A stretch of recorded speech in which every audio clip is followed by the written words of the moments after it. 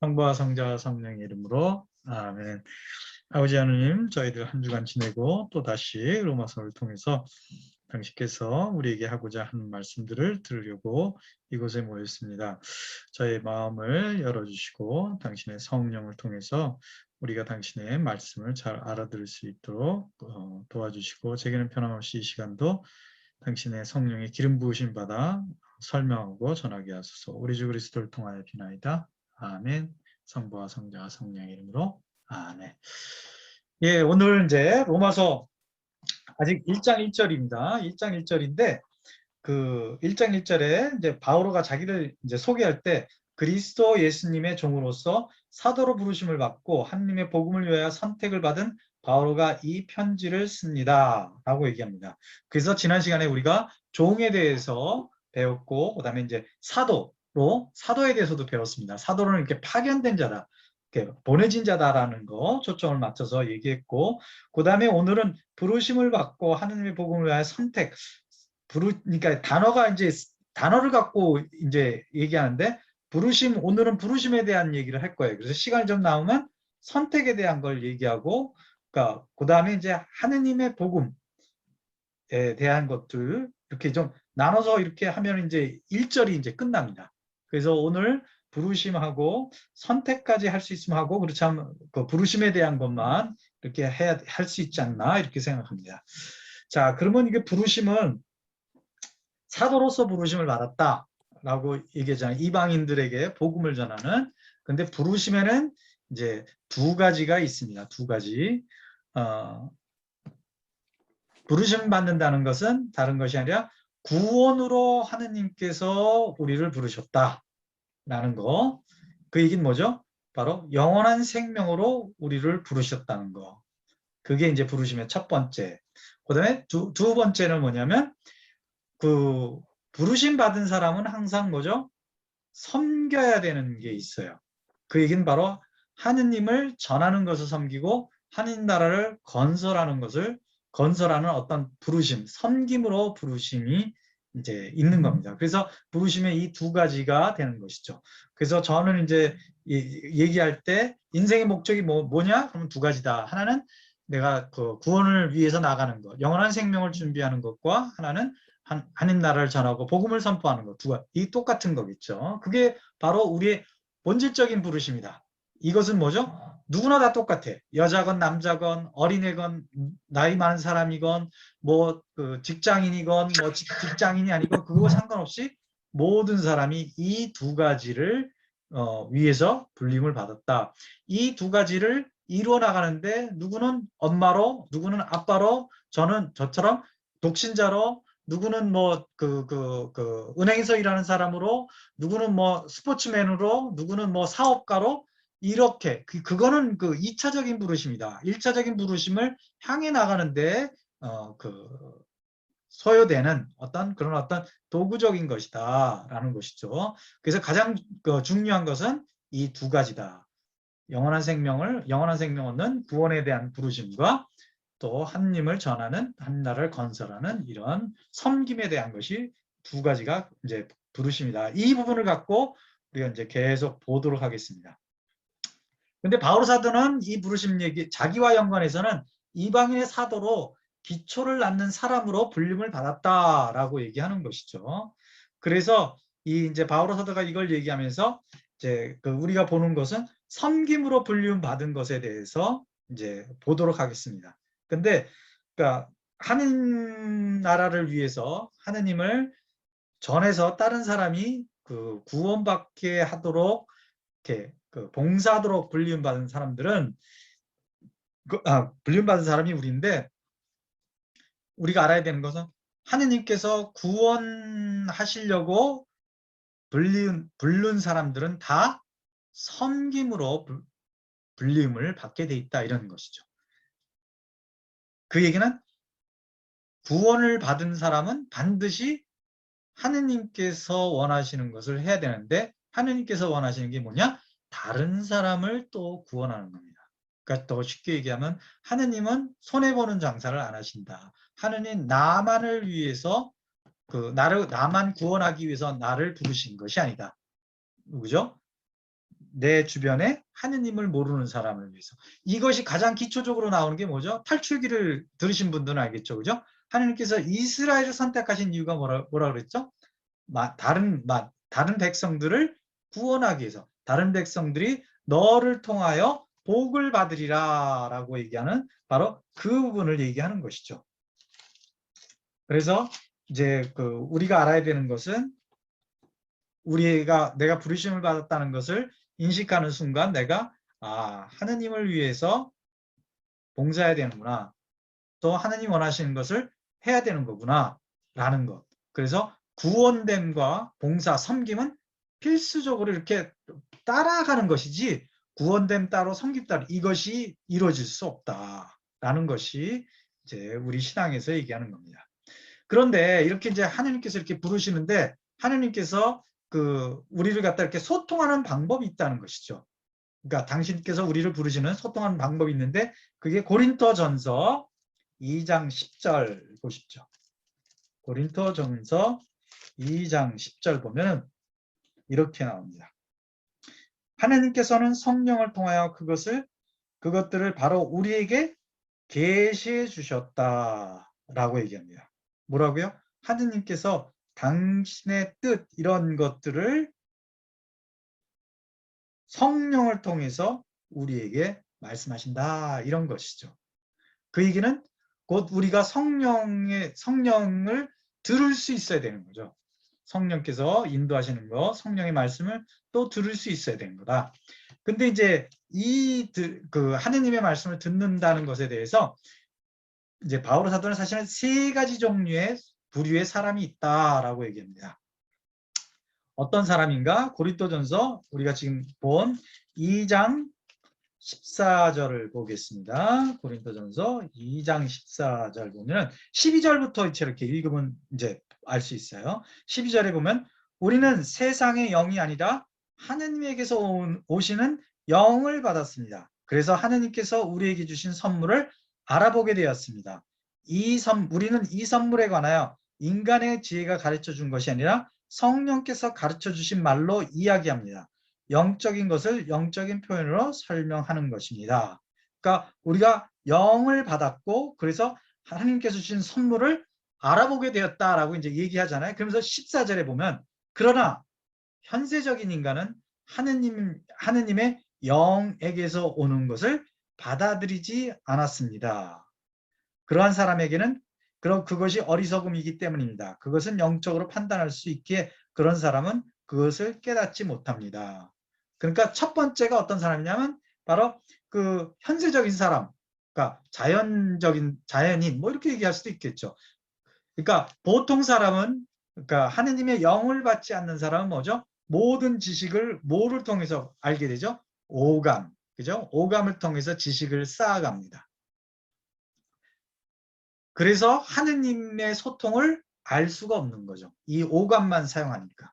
그런데 15절, 16절 보면은 이제 영적인 사람은 모든 것을 판단할 수 있지만 그 자신은 아무에게도 판단받지 않습니다. 누가 주님의 마음을 알아 그분을 가르칠 수 있겠습니까? 그러나 우리는 그리스도의 마음을 지니고 있습니다. 라고 얘기합니다.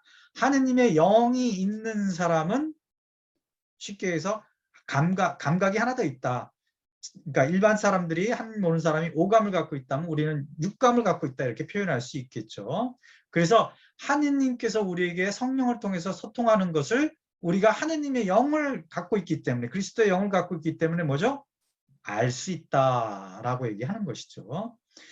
그래서 자연인은 그러니까 하느님을 모르는 사람은 영적인 사람을 판단할 수 없다라고 얘기하는 게 그런 겁니다. 여러분 50대가 들을 수 없는 벨소리가 있다 그러더라고요. 그래서 옛날에 막 대학에서 대학생들이 교수들 막 놀리느라고 그런 거 막 이렇게 소리를 틀어놔도 교수는 모르는 거예요. 그죠? 그런 것처럼 어쨌든 이렇게 들을 수 있는 사람과 들을 수 없는 사람이 있다. 근데 한 부류의 사람을 더 얘기합니다. 바오로는 그건 뭐냐? 영적인 사람인 영적으로 하느님의 영을 받았어. 그런데도 육적으로 사는 사람이 있다라고 얘기합니다.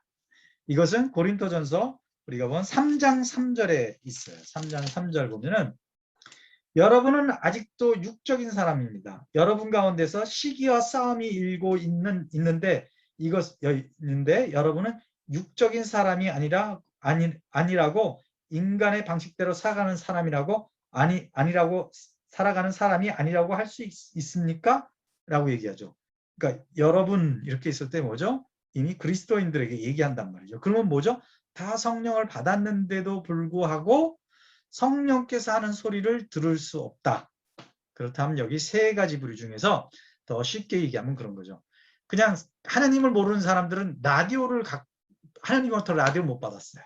자, 그런데 그러니까 성령을 받은 사람은 라디오는 갖고 있어요. 그런데 영적인 사람은 라디오의 주파수를 맞춰서 하느님의 말씀을 들을 수 있는 거예요. 하느님의 뜻을 알 수 있어.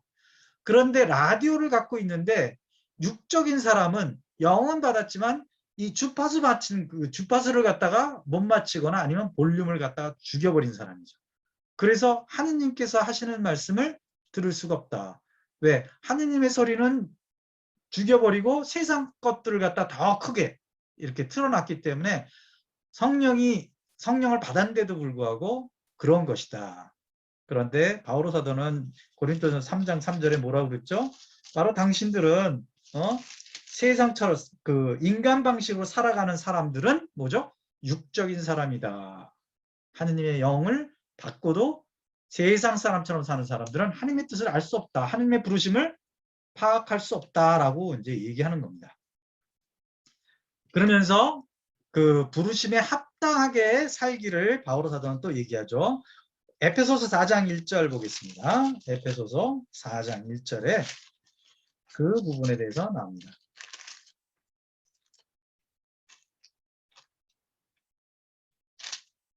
에페소 4장 1절 보면 그러므로 주님 안에서 수인이 된 내가 여러분에게 공고합니다. 여러분이 받은 부르심에 합당하게 살아가십시오 라고 얘기합니다. 부르심에 합당하게 살아간다. 이제 이 부르심을 이제 그 영어에서는 그 콜링이라고 하고 보케이션이라고도 얘기합니다. 근데 이제 이 보케이션을 우리말로 번역하면 이제 직업이라고도 얘기하거든요. 바로 이런 것들이 사실 옛날의 사람들에 있어서 어떤 직업은 뭐죠? 천직이라고 얘기했죠. 천직. 그 얘기는 바로 하느님께서 그 사람이 이 세상에 생명을 받았을 때 이 세상, 우리가 그리스도인의 관점에서는 뭐죠? 우리 한 사람이 이 세상에 태어나는 것들은 뭐죠? 다 각자의 사명을 갖고 태어난다. 어떤 사명을 갖고 태어나죠? 이 세상에서 하느님 나라를 이미 땡겨서 건설하는 역할을 사실은 하기 위해서 이 세상에 들어온 거다. 그런데 그 사명을 아는 사람이 누구예요? 명확하게 아는 사람이 바로 하느님을 아는 사람이 명확하게 알고, 그다음에 양심에 따라서 충실하게 자신의 어떤 그 선함을 향해서 이렇게 가는 사람도 그걸 따라서 사는 사람이라고 하겠죠. 그렇지만 그리스도인처럼 명확하게 하느님께서 나를 이 직장으로 보내신 이유가 뭘까? 라고 생각하는 그 자체가 뭐죠? 이 직업이 바로 하느님께서 나에게 주신 거다. 아니면 이 순간에 내가 이 직업을 하고 있는 것이 바로 나의 파견 장소다 하는 개념을 갖고 있는 것이죠. 그게 바로 부르심의 차원인 것이죠. 그런데 이 부분에 대해서 에베소서 사실 1장서부터 3장까지는 이제 그 4장 1절에 부르심에 합당한 사람이란 건 뭐냐면 다른 것이 아니라 바로 1장 3절이 1장과 3장을 얘기하면 1장에 3장을 얘기하면서 구원으로 부르심 받은 것에 대해서 이렇게 쭉 얘기해요. 그러면서 우리가 예수님을 통해서 우리가 그리스도의 피로서 하느님과 가까워지고 또 그 성령을 갖다 우리가 받았고 성령 안에서 아버지께로 나아가는 그런 사람이니까 그렇게 부르심 받은 사람으로서 부르심에 합당하게 살아라 라고 얘기하는 겁니다. 그런데 어떻게 살아야 되는가? 그 2절에 나옵니다. 겸손과 온유를 다하고 인내심을 가지고 사랑으로 서로 참아주며 성령께서 평화의 끈으로 이끌어 주신 일치를 보존하도록 애쓰십시오. 이게 뭐라고요? 우선 부르심 받은 사람들이 가져야 할 섬기는 것에 섬긴 사람들이 가져야 되는 자질이 뭐냐? 겸손, 온유, 인내, 사랑으로 참는 것. 그 다음에 성령을 통한 일치입니다. 이것이 곧 뭐죠? 예수님의 모습인 것이죠. 근데 이것은 보통 이제 하나님께서 이렇게 부르심을 받았다 그러면 우리는 많은 경우에 그 뭐 큰 은사, 뭐 치유의 은사, 예언의 은사, 뭐 기적의 은사, 가르침의 은사 이런 것들을 갖고 내가 부르심을 받아서 하느님을 뭐 섬긴다 이렇게 생각하는데 바오로 사도가 2절에서 얘기하는 그것은 뭐죠? 이렇게 큰 은사를 받아서 어떻게 활동하기 전에 바로 그 겸손과 온유와 인내와 사랑, 참성, 참는 것, 또 일치하는 것, 또 충실하는 이런 품성으로 예수님과 같아져야 한다라는 것을 갖다가 얘기하고 있습니다. 그러면서 왜 이렇게 그 부르심이 합당하게 살기 위해서 겸손해야 되고 온유해야 되고 인내심을 가져야 되고 사랑으로 서로 참아주고 그 일치를 보존하도록 성령 안에서 일치를 보도록 해야 되는가? 첫 번째는 바로 하느님의 영광을 위해서라고 얘기합니다. 하느님의 영광을 위해서. 그 얘기는 뭐죠? 겸손한 것도 어렵고 온유하게 사는 것도 어렵고 인내를 하는 것도 어렵습니다. 다른 사람이 나에게 어떤 해를 끼치고 나에게 불편을 주고 어떤 질서를 깨치는 것을 통해서 내 마음을 불편할 때 그거를 인내하는 거 어렵죠. 그죠? 그리고 힘듭니다. 때로는 내가 희생해야 되는 게 있는 것이죠. 그런데 그럼에도 불구하고 그런 삶이 있음에도 불구하고 그것을 만족하는 삶을 살아야 된다. 그것에 만족하면서 무엇을 위해서? 하느님의 영광을 위해서. 그러니까 그런 상황을 내가 다 수용하면서 이렇게 불평불만하지 않고 산다는 것이 곧 뭐냐? 바로 하느님께 영광을 드리는 삶이다.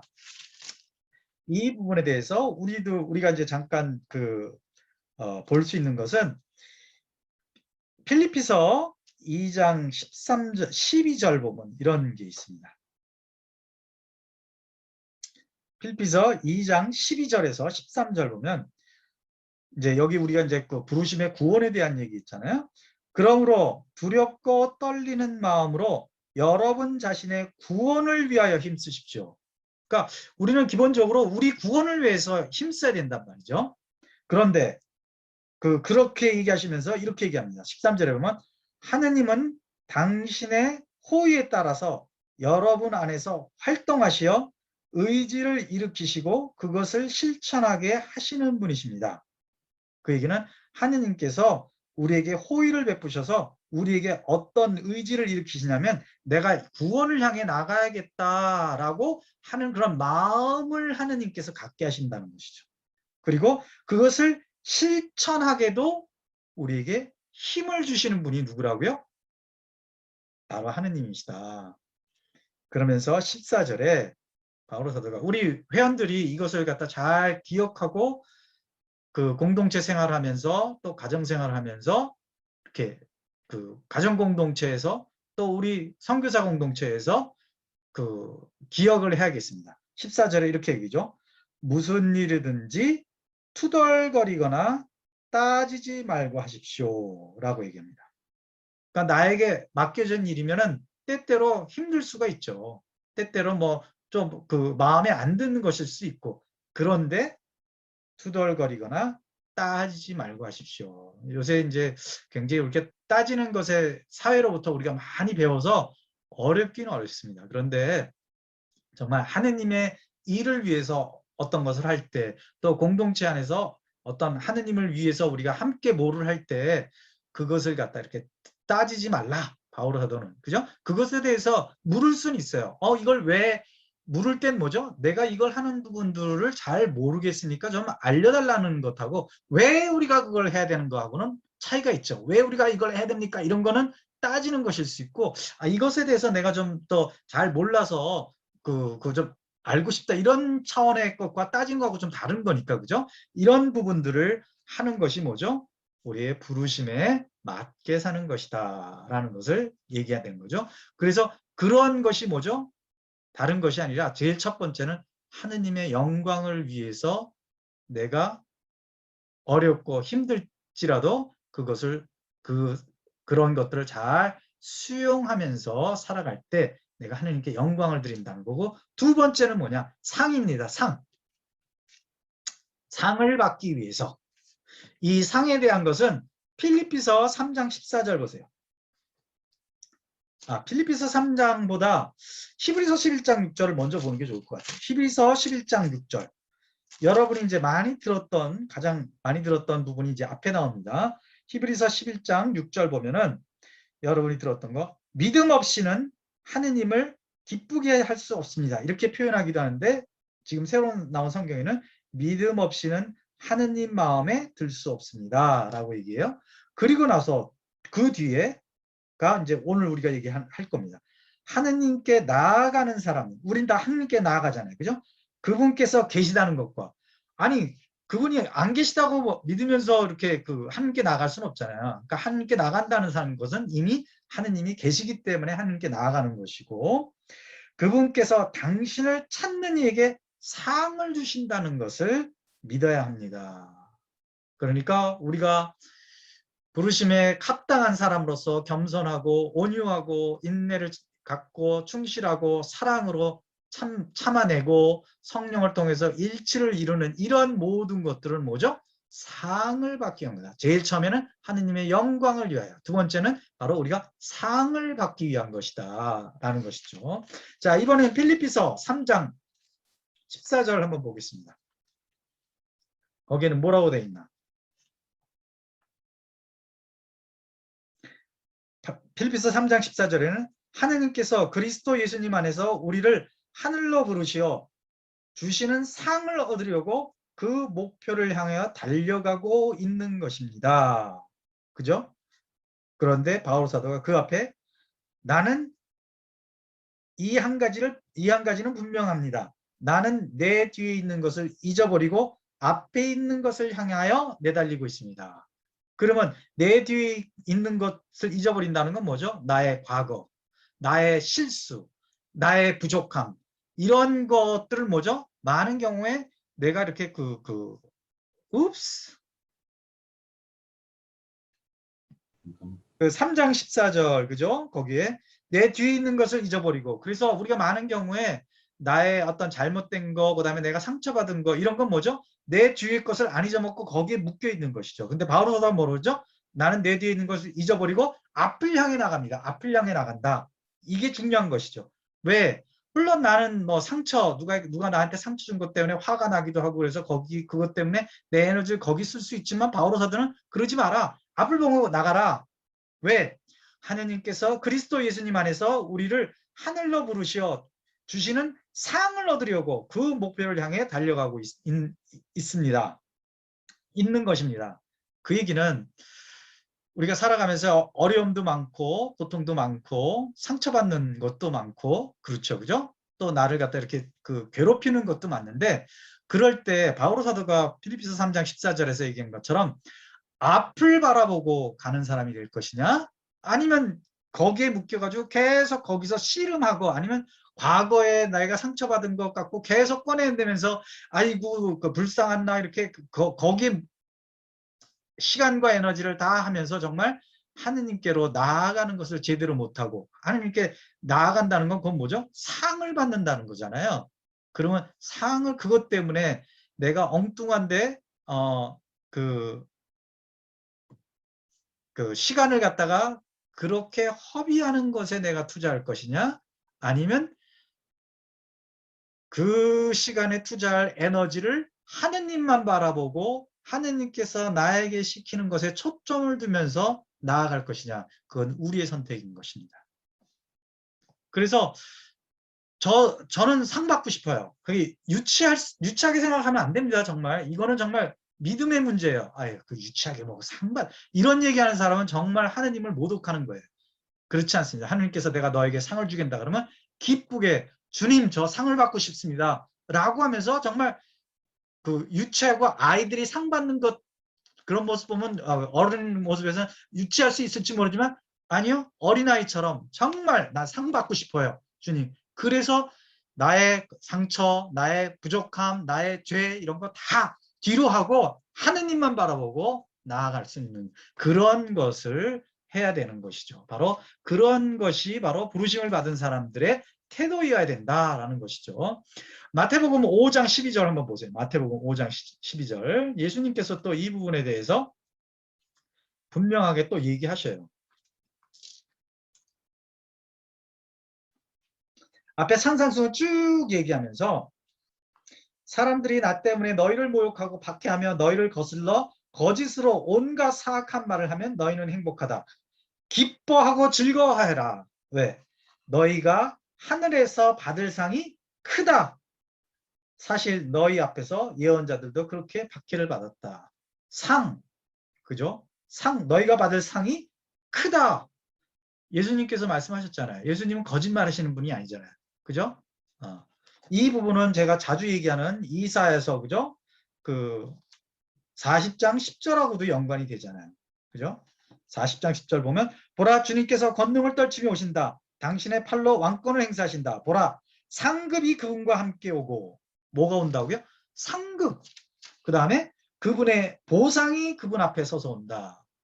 보상하고 상급 주고 이 상이라는 것이 그 항상 따라붙는다. 그건 뭐죠? 우리가 구원받는 거는 당연한 거예요. 예수님 믿음은. 그런데 누구는 상을 받고 누구는 상을 받지 않습니다. 어떻게 해요? 고린토전서 3장 11절부터 15절까지 보겠습니다. 아무도 이미 놓인 기초 위에 다른 기초를 놓을 수 없기 때문입니다. 그 기초는 예수 그리스도입니다. 우리가 예수님을 믿는 순간 뭐죠? 우리 삶의 기초는 예수 그리스도예요.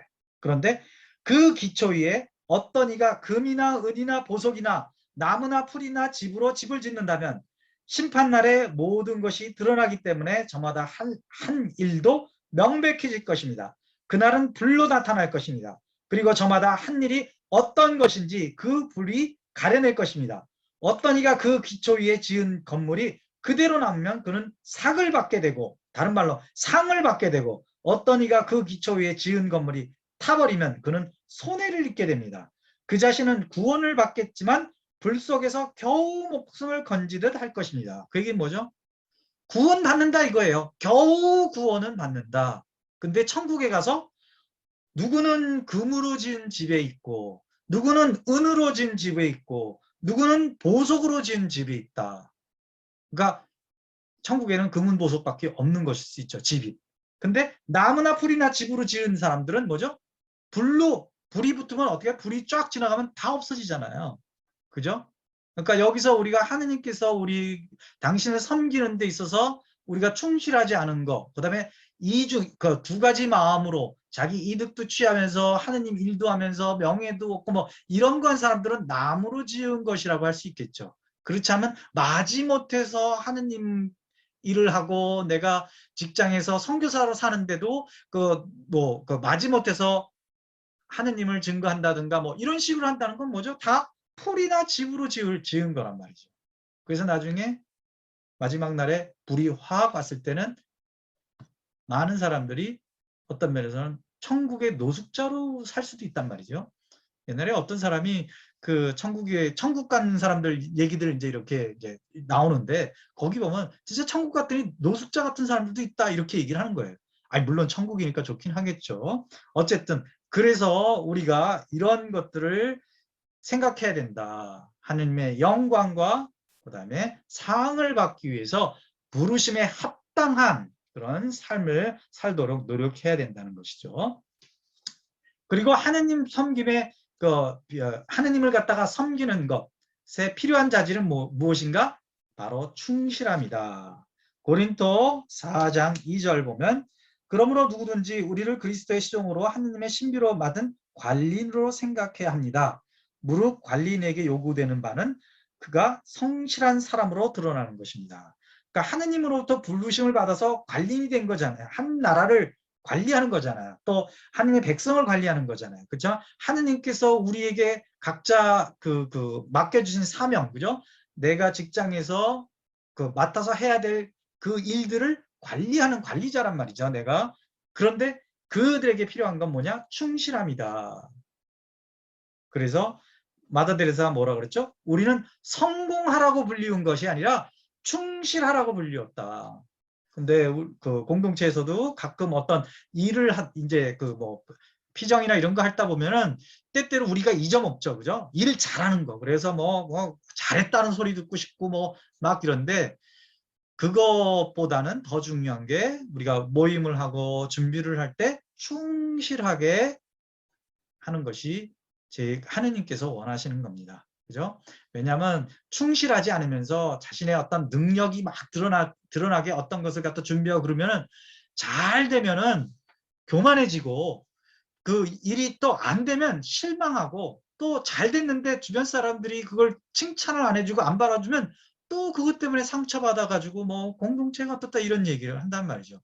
그런 것에서는 이제 우리 공동체도 10년 이상 지났으니까 그런 것에서 좀 자유로워야 되지 않나. 좀 성숙하게 남이 우리가 당연히 칭찬도 해줘야 되고 인정도 해줘야 되고 그래서 우리가 다 하잖아요. 그죠? 그런데 그런 부분에 있어서 이제 어떤 사람들은 이제 그런 자라온 환경 속에서 그런 것이 필요한 사람도 있겠죠. 그렇죠? 그렇지만 세상에서 얘기하는 것처럼 그래야만 너의 정체성을, 그래야만 너의 가치가 있다. 이런 사고방식은 버리고 그것이 필요하긴 하지만 그것이 없다 그래서 내가 그것 때문에 내 공동체의 형제자매로부터 사랑받지 않는 것도 아니고 하느님으로부터 사랑받지 않는 것이 아니다. 이런 마음을 가질 때 우리는 그런 것에서 자유로워지고 그러면서 우리가 성숙해지고 하느님의 부르심에 따라서 살아가는 어떤 평신도 사도로서 또 하느님의 종으로서의 삶을 이렇게 사는 거라고 생각을 하셔야겠죠. 그래서 우리 이런 차원에서 이제 충실함에 대해서 얘기하는 가운데서 우리는 모두 부르심을 받았기 때문에 우리는 다 충실해야 되는 것이죠. 왜? 우리의 영원한 생명을 위해서도 우리는 충실하게 노력해야 될 뿐만 아니라 하나님을 선포하고 복음을 선포하고 한 나라를 건설하는 데 있어서도 우리는 충실해야 됩니다. 내가 사람들 앞에서 창피하니까 이때는 내가 좀 상황이 나한테 불리하겠다. 그러니까 입을 다물고 있고, 그죠? 내가 이거 천주교 신자라는 거 알고 내가 선교사라는 거 알리면 사람들이 야, 너 천주교 신자가 그것밖에 못해. 이런 얘기 들을까봐 내가 하나님을 갖다 얘기할 때 충실하게 얘기하지 않는다. 이러서는 안 된다는 것이죠. 그죠? 그래서 우리는 보편적인 사목으로 부르심 받은 것에 대해서 생각하면서 우리는 충실하게 살아야 되는 것이죠. 이 보편적인 부르심에 대한 부분들은 이렇게 되어 있습니다. 우리 사회에 펼쳐지고 현실의 많은 문제에 기쁨과 희망, 슬픔과 고뇌, 현대인들 특히 가난하고 고통받는 모든 사람의 그것은 바로 그리스도 제자들의 기쁨과 희망이며 슬픔과 고뇌이다. 그러니까 우리는 세상 사람들하고 똑같이 살아가면서 그들이 갖고 있는 슬픔과 고뇌 이런 것 참여하고 기쁨과 희망 속에도 다 참여하고 고통받는 그 사람들의 참여하면서 그 상황 가운데 뭐죠? 하느님을 끌어들여야 되는 것이죠.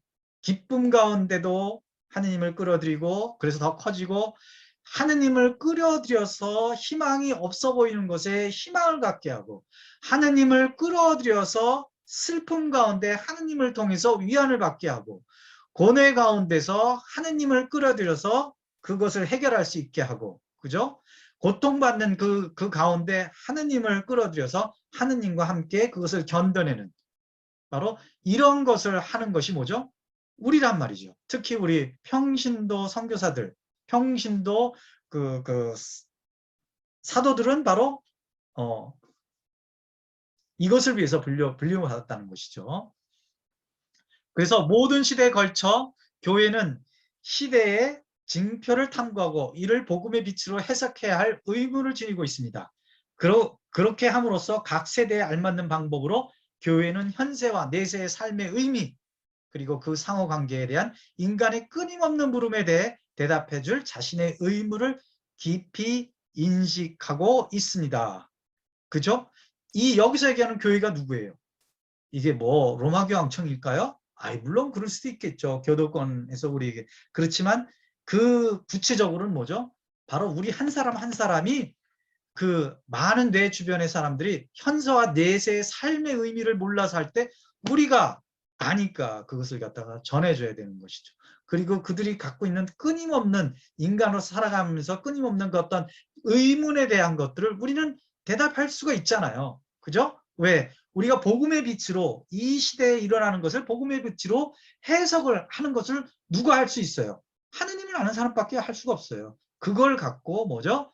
그것을 해석하지 못해서 힘들어하는 사람들한테 해석해주고 희망을 주고 기쁨을 주고 위안을 주고 하는 것이 바로 우리가 보편적으로 부르심 받은 그런 것이다라는 것이죠. 그래서 자신의 정체성이 세상에서 성령의 인도로 바로 그리스도께서 하시던 일을 계속해야 하는 것이다. 이것을 우리 특히 평신도 사도들은 그 사도직을 가진 우리는 잘 알아야겠습니다.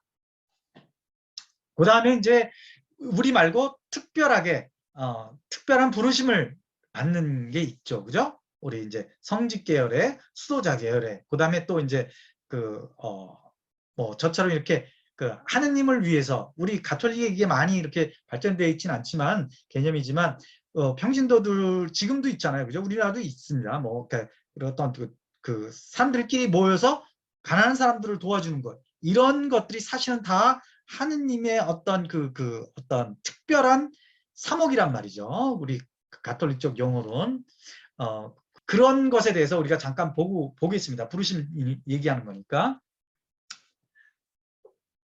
우리가 알아야 되는 것은 그러한 것들은 하느님께서 주도권을 갖고 부르신다는 것이죠. 그 얘기는 어떤 면에서 이런 거죠. 제가 ICP 선교회에서 한국의 ICP 선교회를 들여와서 한국을 새로 복음화시키고 한국 안에 그 복음화를 위해서 노력하는 교구를 도와주기 위해서 들어왔고 또 더 크게는 앞으로 우리가 그 비전을 갖다 하나님께서 열어주시길 청하지만 이제 아시아를 갖다 이렇게 한국이 이제 선교를 해야 되는데 우리가 거기에 진짜 앞장서서 해야 되는 이런 것들을 갖고 들어오게 하셨는데 그것은 어떤 의미에서 하느님께서 저를 선택하셨다 이렇게 이제 얘기할 수 있는 거죠. 이게 제 얘기라서 좀 어줍지 않은데 그런 일들은 쉽게 얘기해서 하느님께서 이 젊은 이들이 공동체를 이루게 유럽에서 그 가톨릭 교회가 사그러질 때 공동체를 이루어서 사제들이 없어지면서 이 교회가 안 돌아가게 되고 이렇게 그러니까 신앙이 막 약해지니까 하느님께서 뭐죠? 이제 평신도를 선택을 하는 것이죠. 네? 그런 특수한 부르심, 그죠? 우리 마리오 그 창립자 같은 분, 그죠? 선택한 거 이러한 것들은 인간이 자기가 뛰어나서 자기가 능력이 있어서 지혜로운 사람이 그 사람이 지혜롭기 때문에 그런 일을 하는 것이 아니라 바로 하느님께서 주도권을 갖고 부르시고 선택하신다 이런 뜻이에요. 그래서 그렇게 불림을 받아서 일하는 사람들은 가난한 사람들을 위해서 도웁시다. 그렇게 해서 자기가 이제 주도권을 갖고 마치 이제 사람들을 모으고 뭐 그 후원회를 만들고 또 뭐 조직을 만들어서 막 이렇게 하지만 궁극적으로 뭐죠? 그것은 하느님께서 그 마음을 갖게 하고 그다음에 그 활동을 하게 하는 거죠. 그랬을 때 그 일은 뭐죠? 그 사람이 철수가 그걸 한다 그래도 그것은 철수의 것이 아닌 거죠. 어떤 면에서 ICP 코리아 이거는 제가 이제 개척을 이제 해서 와서 했지만 이 일은 뭐죠? ICP 코리아는 채띠토끼 아니에요. 그죠? 여러분 것도 아니란 말이죠. 그건 누구 거예요? 하느님의 것입니다. 그럼 우리가 활동하는 모든 피정 이런 것들 뭐죠?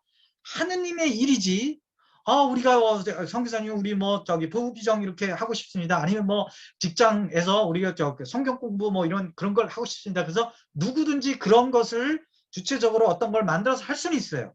그렇지만 그 일은 그것을 주체적으로 자기가 처음 시작했다고 해서 그 사람의 일이 아니라 누구의 일이라고요? 하느님의 일이다. 그것을 잊어서는 안 된다는 것이죠. 그래서 하느님께서는 보통 그런 일을 하는 사람들은 그렇게 뛰어난 사람보다 그렇지 않은 사람들을 많이 활용을 하시죠. 그것을 가장 많이 드러낸 게 분이 누구냐면 비안내 성인, 그죠? 이거 머리가 너무 나빠가지고 신학교에서 내쫓길 뻔했단 말이죠. 라틴어를 다 못 외워가지고, 그죠? 그런데 그분이 뭐죠? 교구 사제의 주보 성인이 됐단 말이죠. 그리고 그 하느님께서는 사람을 통해서 당신의 일을 하시는데 보통 아주 작고 하찮은 사람들을 많이 선택을 하십니다. 그 예를 우리는 어디서 보죠? 탈출기에 뭐죠? 하느님께서 당신이 드러나시는데 그 우람한 그런 어떤 향백나무 이런 데서 나오는 게 아니라 떨기나무, 그죠? 하찮은 잡목에 하느님께서 드러나요.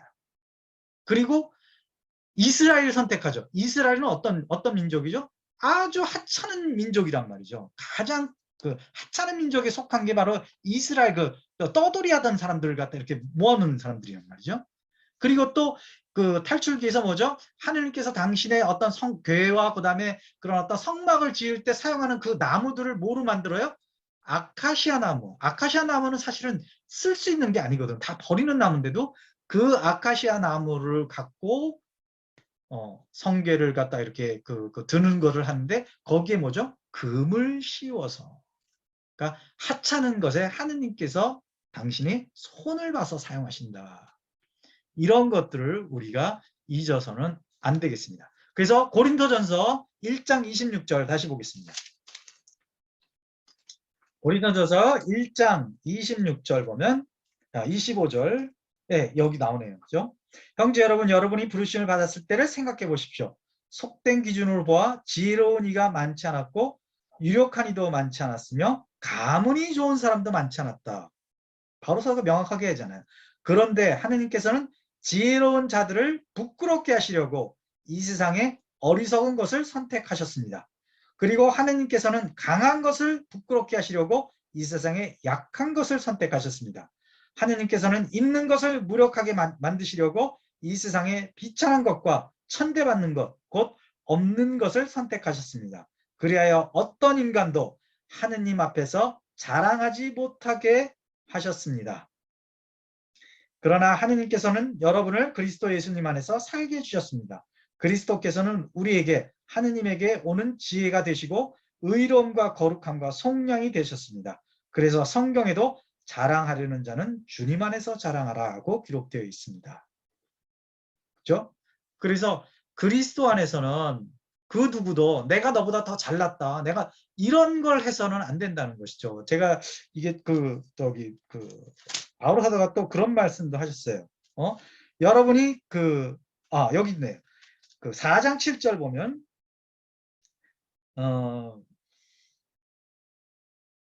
누가 그대를 남다르게 보아줍니까?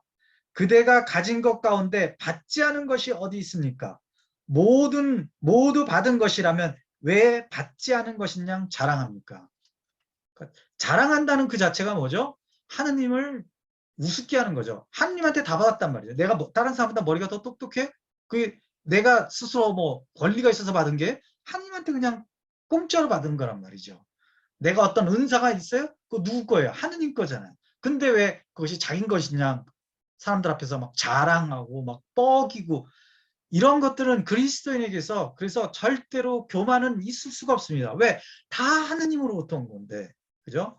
그래서 칼 라노라는 그 신학자가 그런 얘기를 했습니다. 칼 라노는 이런 얘기를 했어요. 어떤 얘기를 했냐면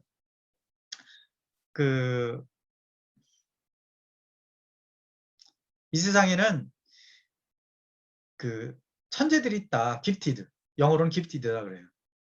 그런 사람들은 겸손하대요.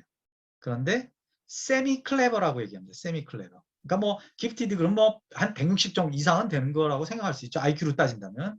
그런 사람들은 너무 뛰어나서 다 안다는 거죠. 아, 이게 내 게 아니고 내가 그냥 하늘로부터 받은 거구나. 이런 신앙인이 아니도 그런 사람들이 많다는 거죠. 근데 IQ 120에서 한 140 요 정도 되는 사람은 아주 사회에서 활동도 많이 하고 뛰어남이 많이 드러나죠. 근데 그것을 칼 라노라는 사람은 세미 클레버라고 얘기해요.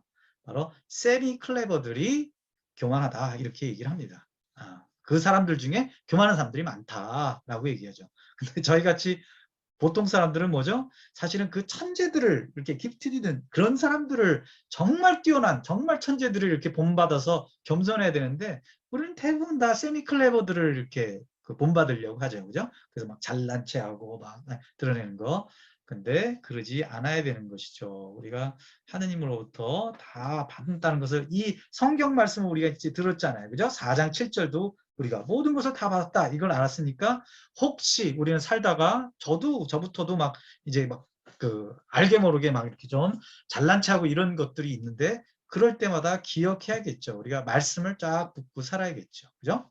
그리고 또 예를 들면은 아브라함, 그죠? 아브라함도 그 하찮은 어떤 그 부족 중에 가장 그런 사람 중에 하나였잖아요. 그죠? 그리고 모세는 특히 더 그렇잖아요. 그죠? 모세가 40년 동안 왕자로서 엄청난 걸 배웠는데 하느님께서 모세를 쓰시기 위해서 어떻게 40년 동안 모든 것을 잊어먹게 하셨어요. 그래서 말더듬이가 되게 하셨죠. 그런데도 불구하고 하느님께서 그때 비로소 쓰시잖아요. 그죠? 자기 자신을 완전히 낮췄을 때. 또 예레미야, 그다음에 이사야 이런 사람들은 하느님의 대변인이 되기 위해서 달변의 재능이 있어서 선택된 것이 아닙니다. 그냥 하느님께서 선택하셨기 때문에 그것을 그들에게 주신 거죠. 그 얘기는 뭐죠? 여러분이 우리가 어떤 일을 갖다 공동체나 이런 거 했을 때 뭘 맡겼을 때는 두려워하면 안 돼요. 왜? 하느님께서 나를 선택하셨구나. 그럼 뭐죠? 내가 할 수 있는 능력까지도 하느님께서 주신다. 모세가 말더듬이고 정말 아무것도 못하는 그런 어떤 40년 동안 광야에서 정말 양치기만 하는 그런 사람이 다시 리더가 될 수 있게 한 것은 뭐죠? 하느님께서 그것을 다시 회복시켜서 그게 그런 재능을 줘서 한 것이지 그런 자격도 안 갖춰주면서 하느님께서 절대로 그런 거 일 시키지 않습니다. 그래서 여러분들이 나중에 공동체에 어떤 일을 맡기게 되든가 아니면 어떤 제안이 왔을 때 기꺼이 이렇게 기쁘게 응답하시면 좋겠습니다. 왜냐하면 부르심에 대한 올바른 태도는 뭐죠? 탈주기 3장에 떨기나무에서 모세야 모세야 하고 부르니까 뭐죠? 예, 여기 있습니다. 그죠? 사제 서품식에 그죠? 사제들 이제 후보자들을 이름을 딱 부르면 신부님들이 딱 일어나서 후보자들이 예, 여기 있습니다라고 얘기합니다. 그 얘기는 뭐죠? 준비가 됐습니다. 뭐든지 시키지만 하겠습니다. 이런 거라는 거죠. 근데 성경에는 또 누가 나오죠? 요나가 나옵니다. 요나. 어떻게 했죠? 요나는 도망갔어요. 하느님 부르실 때 도망갔단 말이죠. 그렇다면 우리는 그런 걸 생각하면서 만일 하느님께서 내가 이거 하느님께서 이렇게 하라 그러시는 것 같은데 그럴 때 나는 생각해야 되는 거죠. 모세처럼 겸손하게 예 여기 있습니다 할 것이냐 아니면 요나처럼 도망갈 것이냐 선택할 수 있어야겠죠. 여러분 다 모세를 선택하려고 믿습니다. 그래서 하느님이 부르시면 사실은 선택의 여지가 없습니다. 우리는 압니다. 저도 한국으로 또 돌아온 것에 대한 부르심이 있었을 때 그 주변에서 막 반대하고 그랬을 때도 어쩔 수가 없었어요. 제가 이것을 내가 사람들이 얘기하는 것이 분명히 합당하고 맞는 것임에도 불구하고 내가 하느님께서 분명히 나에게 심어주신 그걸 갖다 거부한다는 것은 받아들일 수 있는 게 아니라 그 마음이 그렇게 갈 수가 없었어요. 그러니까 여러분도 이제 그런 체험이 있으신 분도 있고 다 아실 겁니다. 그런데 바로 이러한 것들, 이러한 사람들에 대한 것들은 신약에서 보면은 그분이 이제 당신의 나라를 위해서 또 이런 한 백성을 위해서 일하는 사람들을 보내달라고 해야 된다라고 얘기를 합니다. 자, 마태복음 9장 38절. 그러니 수확할 밭의 주인님께 일꾼을 보내주십사 하고 청하여라. 그러니까 우리도 뭐죠? 주님, 저희 선교 회원의 선교 공동체가 더 커질 수 있도록, 또 특히 젊은이들 가운데 정말 그 제자 훈련을 받고 정말 평신도 선교사로서 사회를 변화시킬, 그다음에 젊은 사람들 사이에 젊은이들에게 어떤 모범을 보여줄 그런 젊은이들을 보내주십시오. 사실 우리 기도해야 된다는 거죠. 왜? 하느님께서 보내주신다는 거예요.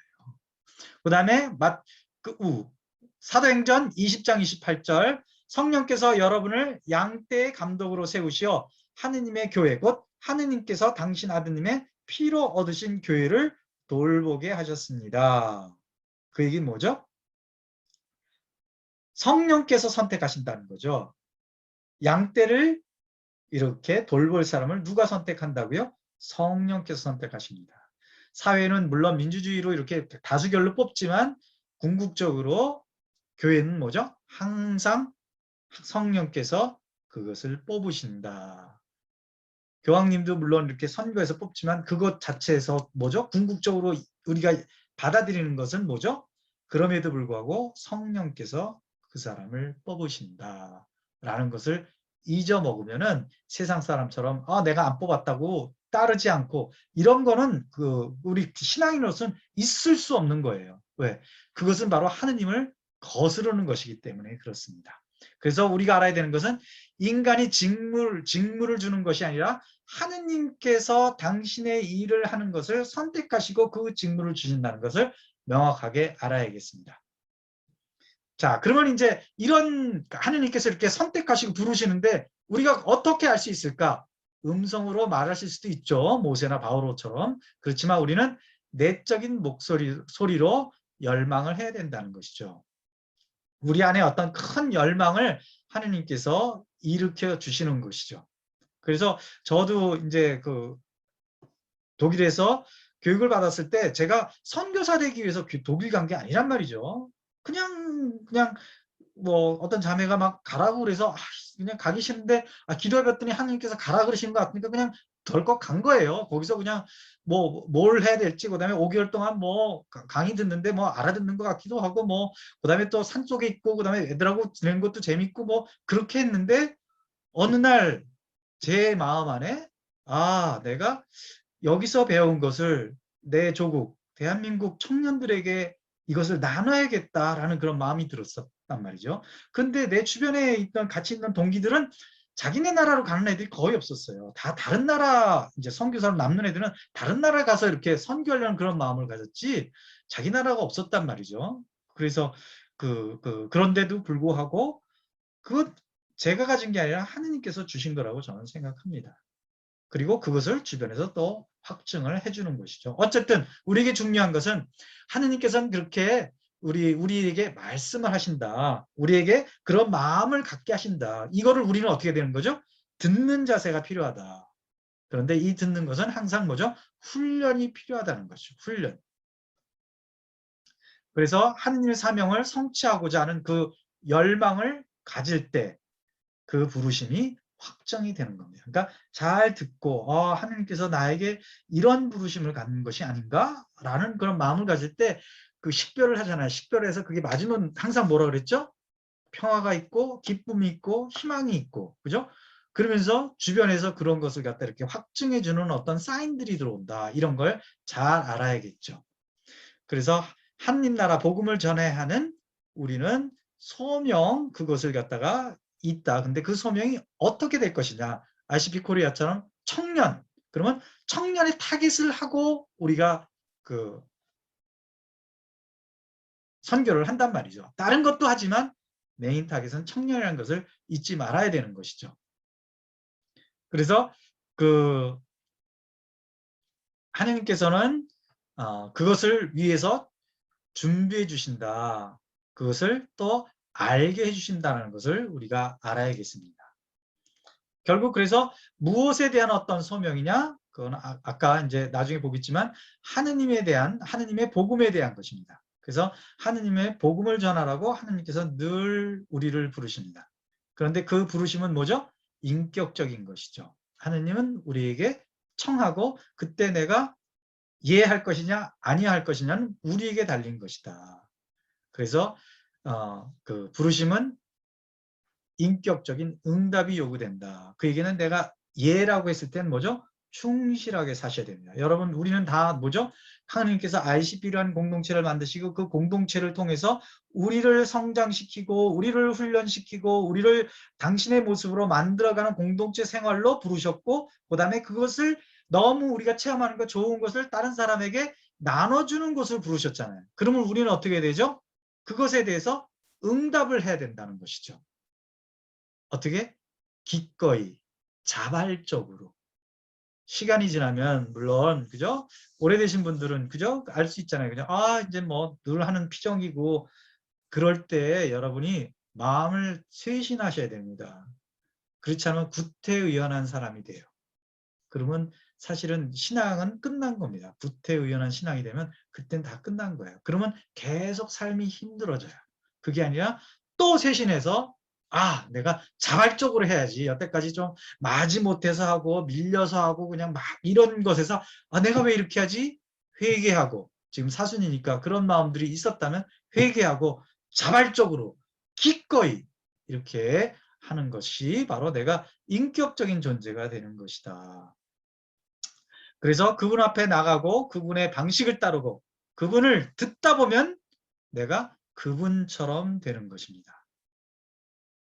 그런데 그분 앞에 나아가지 않고 그분의 소리를 듣지 않고 자신의 소리를 듣게 되면 뭐죠? 하나님하고 점점 멀어지고 우리는 성장하지 않고 하느님의 부르심도 점점 나에게 부담이 되고 짐이 돼서 하느님으로부터 떠나게 된다는 거 여러분 잘 아시면 좋겠습니다.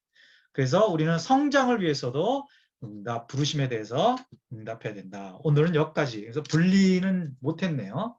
우리를 위해서 선택된 부분에 대해서는 우리 못했는데 여기까지 하고 마치겠습니다.